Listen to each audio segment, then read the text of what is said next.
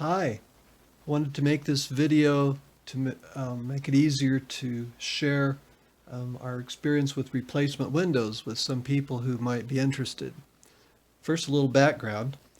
Um, my wife and I designed this house when we were in our 20s and had it built and moved in just as we were turning 30, and that was 33 years ago. We were incredibly naive, but somehow it turned out okay, and we still kind of like our house. It's certainly out of date being 33 years old. The windows in this room are the original windows that we picked, partly for energy efficiency and partly because we could afford them. As time's been going on, though, we've been working to replace them. They have a design flaw in that they're in between the two panes of glass. They had a sheet of plastic which has a metallization layer on it to reflect the heat. And that metallization layer, when in direct sunlight, tends to turn colors looking like sort of like an oil slick on water. These windows aren't too bad, but you can see right here evidence of the little hole that they put through the plastic. We replaced all the windows in this room roughly 7 or 8 years ago. We were pleased with the job they did. My wife likes grids in the window. Both the original windows and then these replacement windows, they all have a removable grid that's on the inside. The grid just pops loose right here. See it coming loose, and that makes it easy. Once you get the grid off the inside, then it's just a single window that's fairly easy to clean, relatively easy. Last August, we ordered another batch of replacement windows for upstairs. This is our master bedroom upstairs where the installation started. I believe it started either November 30th or December 1st. The installation was slowed down due to snowfall. But anyway, they started in this room. After they did the windows in this room, I noticed on this one window, this gap here that's larger than the gaps in any of the other windows. It's, I don't know, I want to say 1/8 of an inch thick, but I don't think it's really that thick, but it's way thicker than you need to put a fingernail in. The other windows aren't perfect. They have little gaps, but none nearly that big.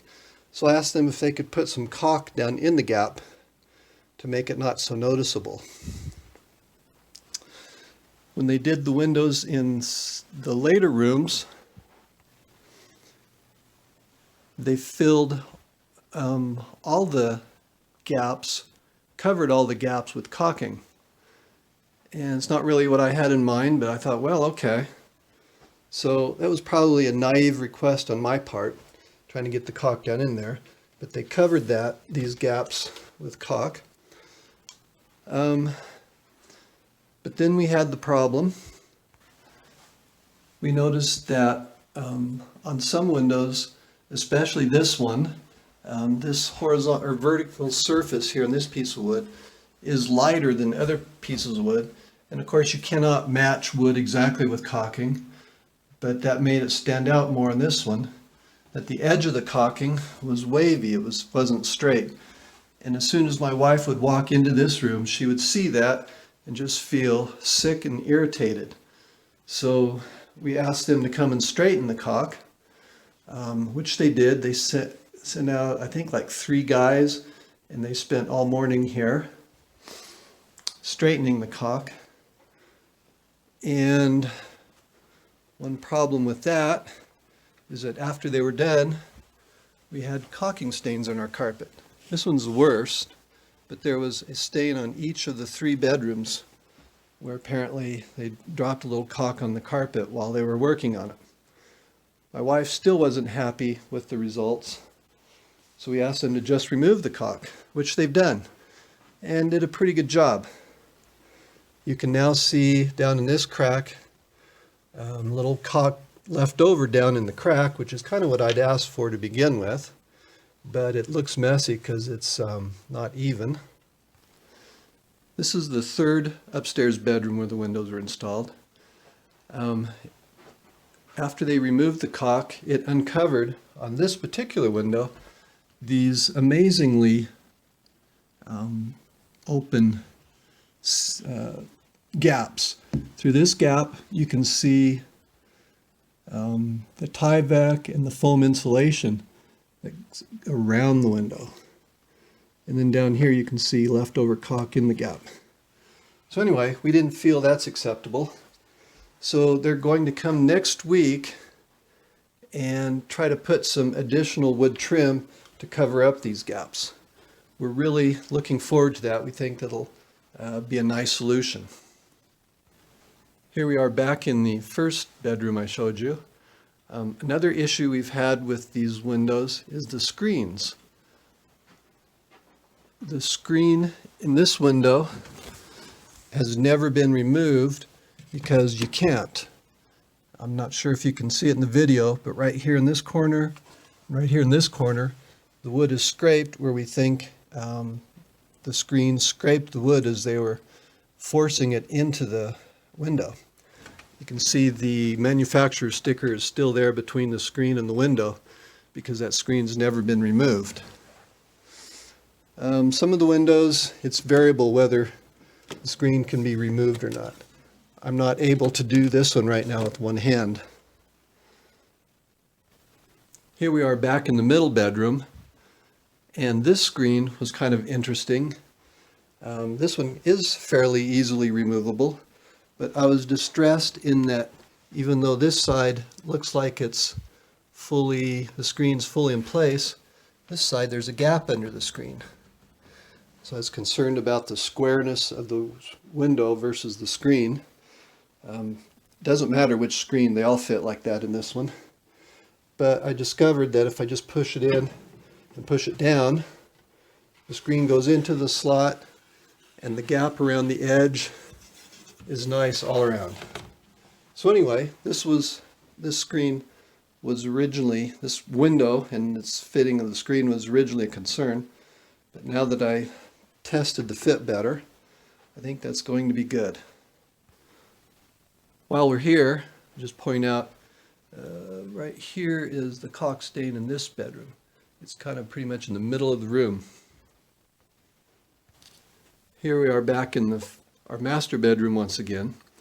The final issue was we ordered these during the pandemic. I'm not sure if that is relevant or not, but the salesman was here. We told him we wanted windows similar to what we had.